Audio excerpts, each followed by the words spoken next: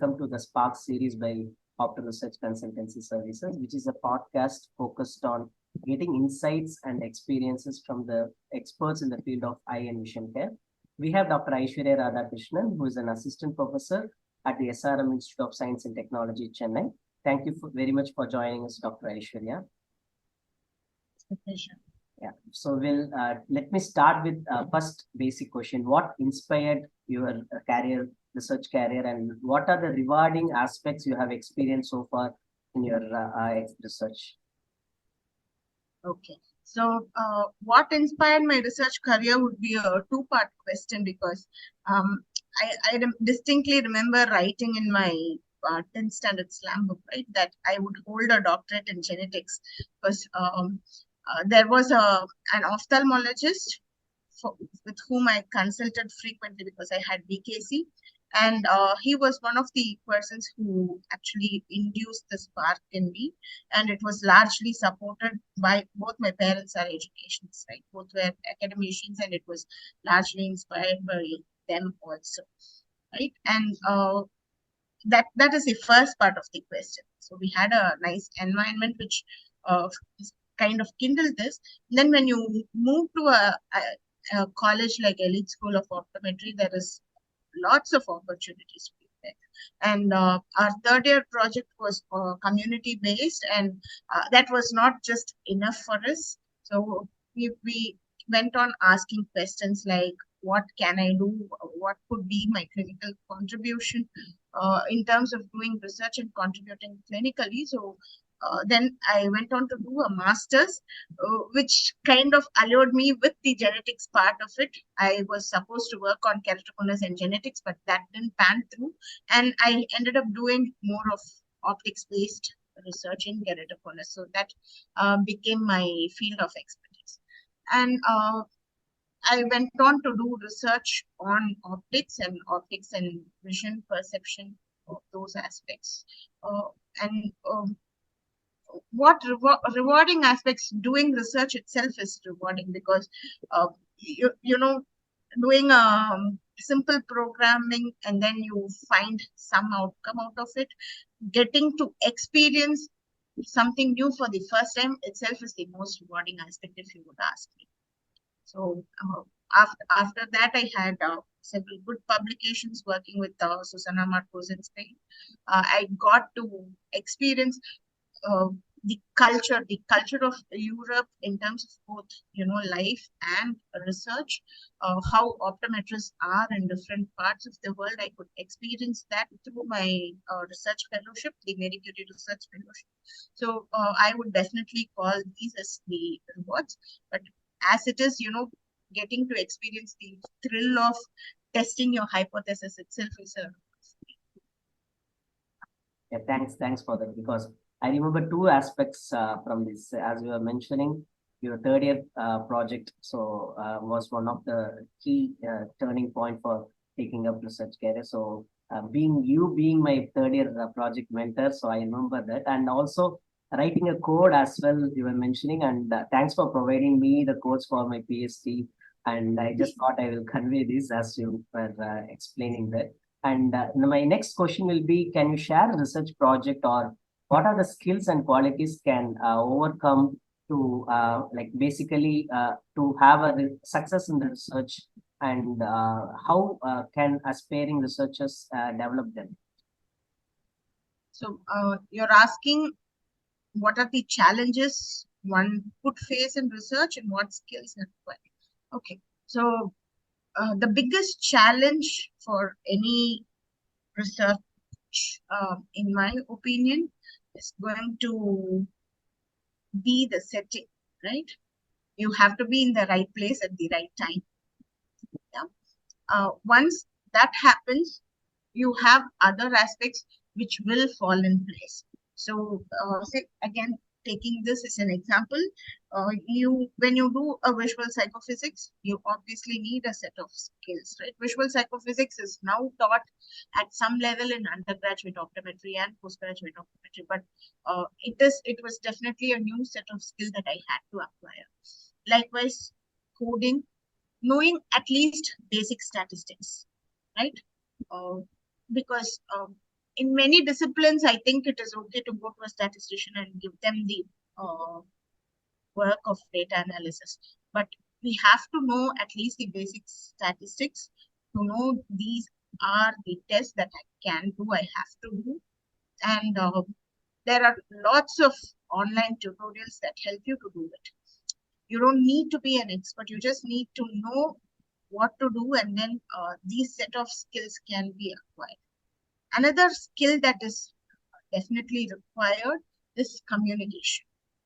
You shouldn't hesitate to ask for help, and that comes when you are secure about your project, when you are comfortable sharing the idea. So that is a big skill that one has to develop, because many projects come from collaborations. Many good projects actually come out of collaboration. So there is no single person who can do everything. So accepting that limitation and going past that is a skill that I would say is the basic requirement. So that was my follow-up question on how do you approach for collaboration. So as you said, communication is a major key for collaborating with people. And thanks for putting up the when you start with research, what are the basic skills you are supposed to have, like basic analysis and stuff like that. So how do you? So my follow-up question will be, how do you stay updated on your research trends in your field, and what resources do you really rely on? I use few simple tricks. I have updates turned on from PubMed, from Google Scholar, from ResearchGate. So my network, having been in this field for so many years, it has been really, I have been fortunate to have made connections with many people. So from my network and from my field of interest, I get updates in my Gmail like every now and then. So that's one of the easiest ways to be updated about what's happening. The second way is we are reviewers in many journals. So you get to see firsthand what others are working on when you get these review papers. And then you get a notification when those papers get published. And when you go back to the issue, you can see if there are topics of your interest. Third way is obviously by attending conferences, because again, conferences are platforms for getting updates as well as collaborating and for networking. So these are the three things I use to keep myself updated about what's happening in the field, not only in my area of interest, but also people around me who work on similar lines. So a couple of concluding questions, like how do you really face the ethical issues what you do in your research, and what is the future of research in your field, including the emerging trends and technologies? So the first part is, how do we deal with ethical issues?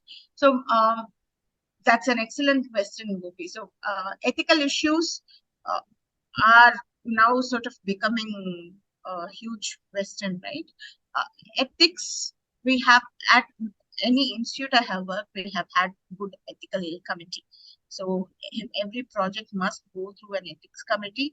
Even if you think I'm going to only show them a color and ask them to name the color, or I'm going to show them a letter and ask them to read it, as long as it is not a part of these participants' routine, it has to go through an ethics committee, because we are no one to decide it is okay to use the time of the participant like that. So I strictly follow that, and I ask my students also not to start anything in their project before they get the ethics up. But then there are things like me and my student, if we have to test a methodology before we put it on the participant or even put it on the proposal, the interested parties do the testing on ourselves. And as you know, our tests are not very invasive. They are boring, they are long, but they are not very invasive, right? So that part becomes easy. And so what was your second question? So does that answer your question on ethics? Yeah. So what is the future of research in your field specifically? Maybe we should. So my area of interest is optics and psychophysics. Even though now I'm doing, lots of other things, optics is always there in the back. And recently, I went for a conference, and the award lecture was given by this excellent scientist. And what they are working on is using confocal fluorescence microscopy to get an OCT-like image, and it has tremendous applications in AMD, myopia.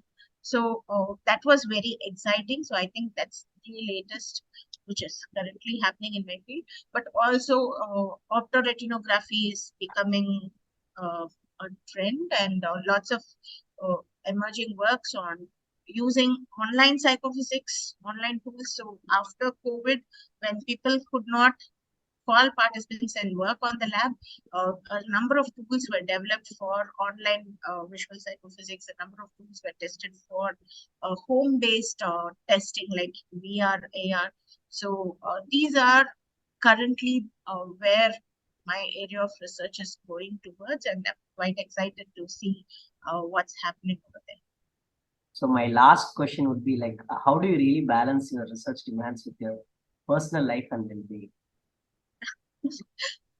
It's I actually don't balance a lot, because at office I don't do any personal work, and at home I don't do any office work. So except when when there is a very stringent deadline, I don't take work home. So that's my way of balancing it. I'm not really sure if you ask at people who are really, really driven and ambitious, they do take work home. I don't do that. For now, I want to enjoy, my son is a toddler, and that phase is not going to come back. I really want to enjoy that. I don't do any office work at home. So it gives me sufficient personal space. In fact, gives me space for pursuing my hobbies. It gives me space for doing things I want to do. Okay. Yeah. So thank you very much for sharing your perspective and research knowledge. I hope this conversation has gained some or ignited a little spark within all the listeners who are listening to us. See you all in another ORCS SPARK podcast. Thank you very much. Thank you, Gopi. This was a new experience. Thank you. Thank you.